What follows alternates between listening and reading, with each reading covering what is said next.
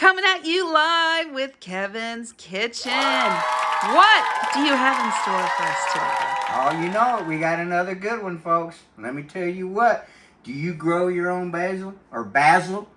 I know I do. Look at all this, y'all. This is off of one plant. And I just took the top of the plant off. I didn't even take the bottoms yet. So, we're going to make good old basil pesto.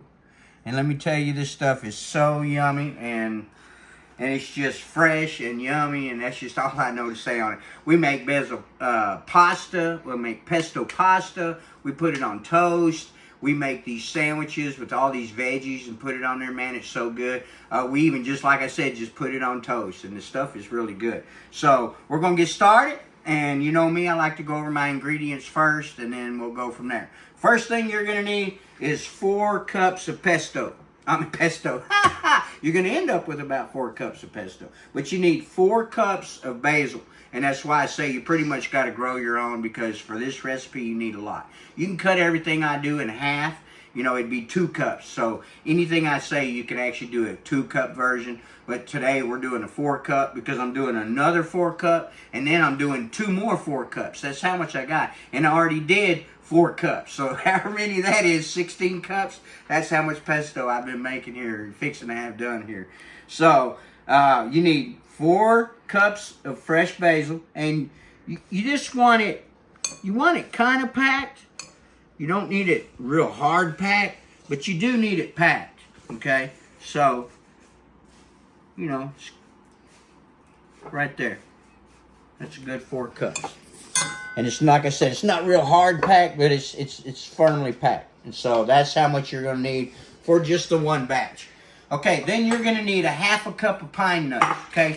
Pine nuts come in a package. You must, and I'm telling you, you must toast these things. Here's what they look like after they come out toasted. It brings all the oils and just the flavors out of it, man. It just is really wonderful. So you're going to need a 1/2 cup of toasted pine nuts. You're going to need salt and pepper to taste. You're going to need 1 teaspoon of fresh lemon juice.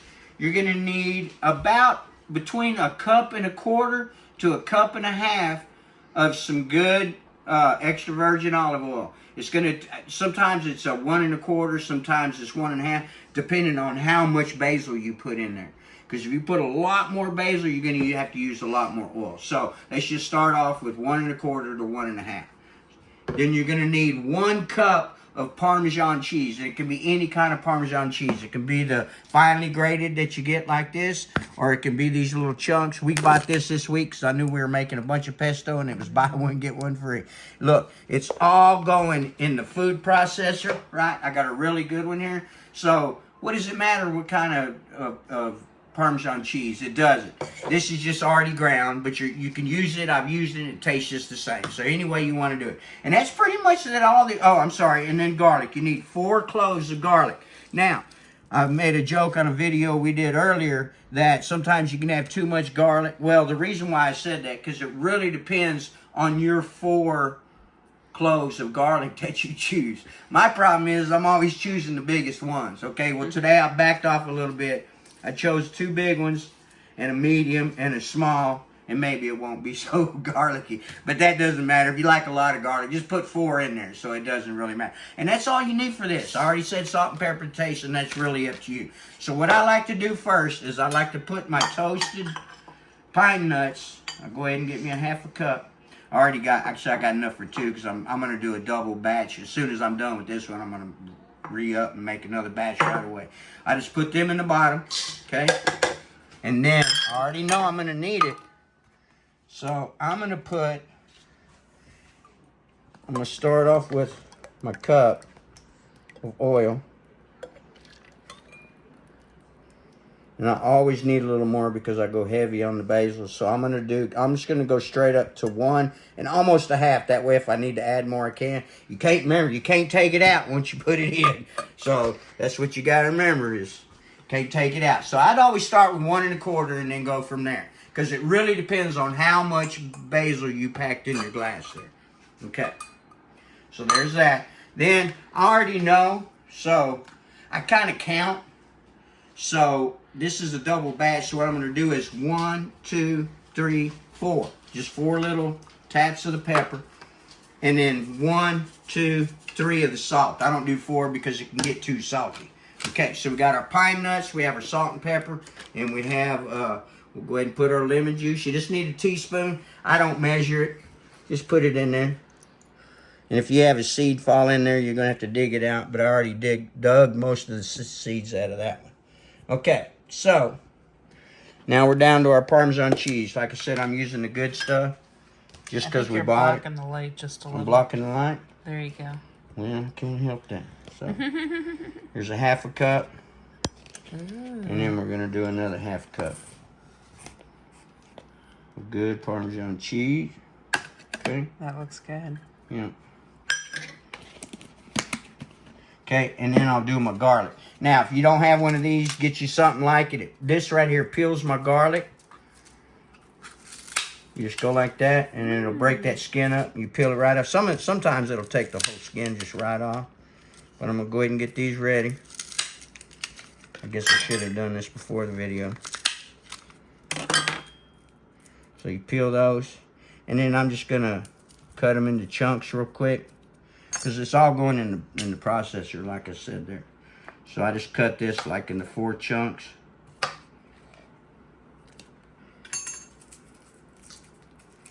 Now you gotta sit here and watch me peel garlic. I usually don't do that on my videos. I thought The cheese looks good. Huh? That cheese looks good. Yeah. One little flake might come up missing. Man, you got a whole thing right there.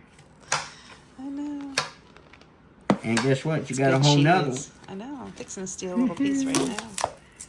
It's All right, fresh. sorry folks. We should have had this done beforehand, but I wanted to show y'all my little nifty deal. My mama gave me that before she passed, and so I use it all the time. Looks like it works good. Yeah, it works real good. And sometimes, like I said, it'll take the whole thing. Okay, and the only thing you may have to add after this would be salt. Because I like to back off the salt because I can be a little heavy with the salt. So that would be the only thing you may have to add other than what I put in there. Okay, so we have everything in our deal. And now we're just going to put our... I just put the basil on top. And I usually start with about, I don't know, not quite half. And then we'll go ahead and take this over here to the machine. Because everything here now is going to be done in the processor.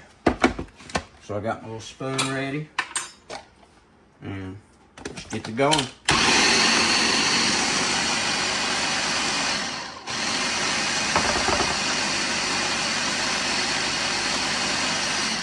Okay. We'll put more in there. And like I said earlier, this will make about 4 cups. I believe so. We'll measure when we're finished. Just to let y'all know, we buy these guys right here just to show y'all. We needed something we could put in the freezer. And these things go in the freezer. And so we buy these for a pesto and we freeze it and then we pull these out and it'll last a few times. It holds 1.6 cups. So I put about 1.5 cups. And I'm telling you, it's close to 4 to 4.5 cups what we get out of the one batch.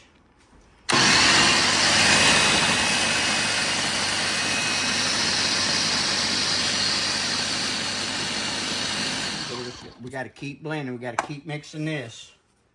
And then that's when you know if you're going to need more olive oil or not. I can already tell I'm definitely going to need more olive oil. Like I said, you can keep putting in, but you cannot take out. Mm-hmm.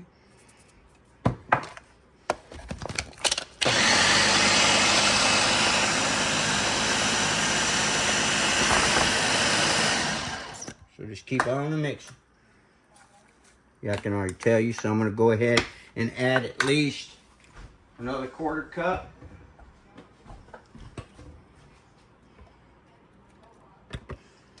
And then, you, like I said, just keep adding until it's the consistency that you like. Oh, you smell it. It smells so good.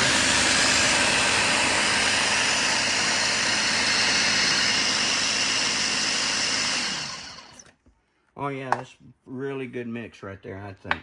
So that was probably really right at 1.5 cups of olive oil. And like I said, it's because I go heavy on the basil.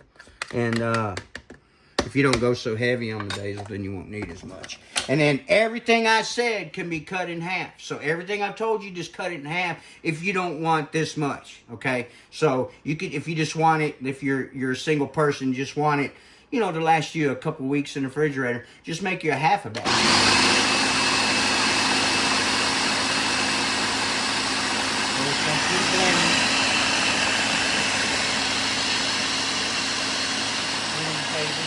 So good on pasta. You just mix some on your pasta and have your garlic bread, and oh, it's so good. I make it for band practice all the time. It is yummy. The guys love it. Karen loves this stuff. She said, we're going crazy. Last year we did a plant and it went crazy. And I told her, we're going to go crazy. She said, you need to make a whole bunch of pesto for me next year. And so we're finally doing it. This is what we're doing. This is the second batch.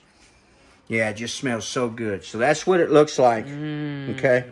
And then what we do from this point, we just put it in our little things I showed you, and then we freeze it. And I've heard of many ways you can freeze it. And the reason why I'm showing you this is because pesto will freeze just fine. It'll come out a little bit darker than what it is. Look like you cooked it. But other than that, it tastes just fine. So it freezes great. Some people take ice trays and they put the pesto in ice trays, and then they freeze it, and then they bust them out and put them in baggies. And then if they just want like a sandwich or something small, they just pull out those little cubes, and that's all you got to do. And it freezes just fine for a whole year. I mean, it's really great, especially those things we showed you earlier, the little Rubbermaid deals.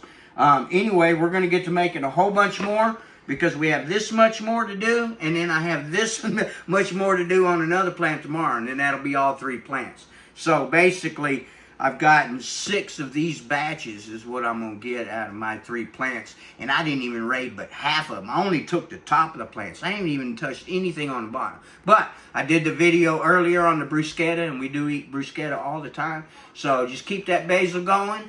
And one trick I'll tell you about basil that a lot of people don't need to know. To keep it from flowering, you need to cut the tops of your basils all the time. Just cut them off and make you some pesto, or make you some bruschetta, or just eat it in a salad. It's good on eggs, man. Just take it and put the leaf on the eggs. You know, people eat it like that all the time. It's good on all kinds of stuff.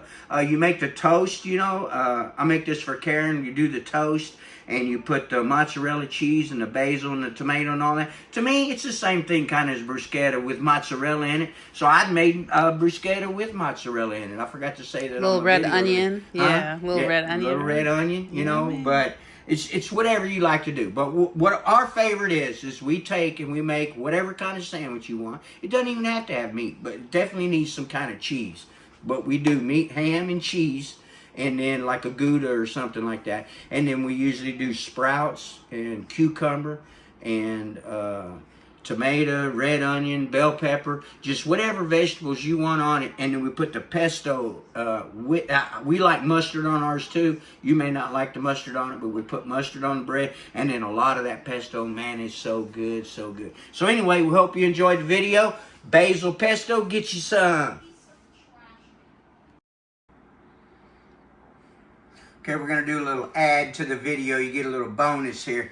We're going to show you that you need to toast your pine nuts. Remember, we said toasted pine nuts. So you just want to take your half a cup of pine nuts, pour them in a pan. Now, you don't want to grease this pan or anything. If you got a nonstick, you don't want to grease it or none of that. You don't want to salt it, grease it, none of that. Put you a half a cup in here per the batch of the basil pesto.